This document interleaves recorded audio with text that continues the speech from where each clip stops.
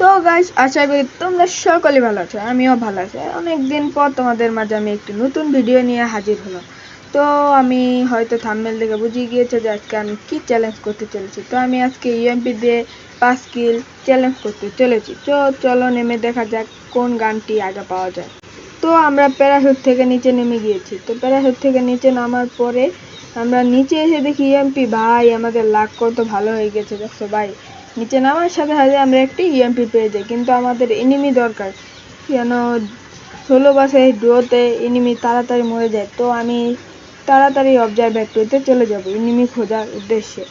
অবজারভেটরিতে আমার দেখে মনে হচ্ছে এনিমি নেমেছিল, কতটি নেমেছিল কিন্তু জানি না কয়টা আছে। তো চলো আমরা সরাসরি অবজারভেটরিতে চলে যাব। তো এই ড্রোনটা নিব না, অবজারভেটরিতে সরে যাওয়া, সরাসরি রাজ দেওয়া যাক। তো আমার নামার সাথে সাথে আমার একটা ইএমপি দরকার, এনিমি না পেলে আমার আরেকটা ইএমপি ভালো হলে ভালো হতো। তো এই যে আরেকটা এনিমি পেয়ে গেছি ভাই, অত ওয়ান-শট আসলো ভাই, যদি একটা লাগিয়ে দিত তাহলে তো আমার মাথা উড়ে যেত ভাই। তো দেখা যাক, আমরা এখানে কোনো ইএমপিও পাই না আর কোনো এনিমিও পাই না। তো চলো চলে যাওয়া যাক একটি নতুন ইএমপি বা একটি নতুন এনিমির উদ্দেশ্যে। তো গাইস, অনেক খোঁজাখুঁজির পরও আমি ইউএমপিও পাই নাই, তো একটা এনিমিও পাই নাই। তো আমি হঠাৎ করে এখানে দেখি একটি ইউএমপি, তো ভালো হয়েছে একটি ইউএমপি পেয়ে গিয়েছি। তাহলে আবার আমার এনিমির উদ্দেশ্যে যাওয়া উচিত। তো আমি সরাসরি এনিমির উদ্দেশ্যে রাশ দিয়ে দেব। তো গাইস, অনেক খোঁজাখুঁজির পরে একটি এনিমি পাই না, তখনই আমি পাহাড়ের উপরে এসে দেখি একটি এনিমি। আমার তো ইউএমপি তো লং রেঞ্জে ফায়ার দেওয়া যাবে না, তাহলে আমার শর্ট রেঞ্জে যেতে হবে। তো চলো দেখা যাক তাকে কি আমি মারতে পারি।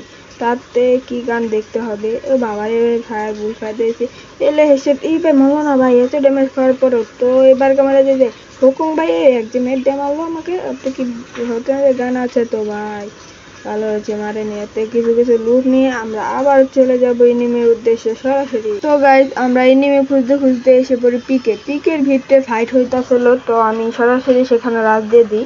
তখনই দেখি একটা এনিমি এখানে মেডিকেট করতে, যা তা দিয়ে তার মাথা ফাটিয়ে দিয়েছি। তো এখানে অনেকটি এনিমি রাশ দেয় আমার উপরে। তো চলো দেখা যাক সামনে কি হয়।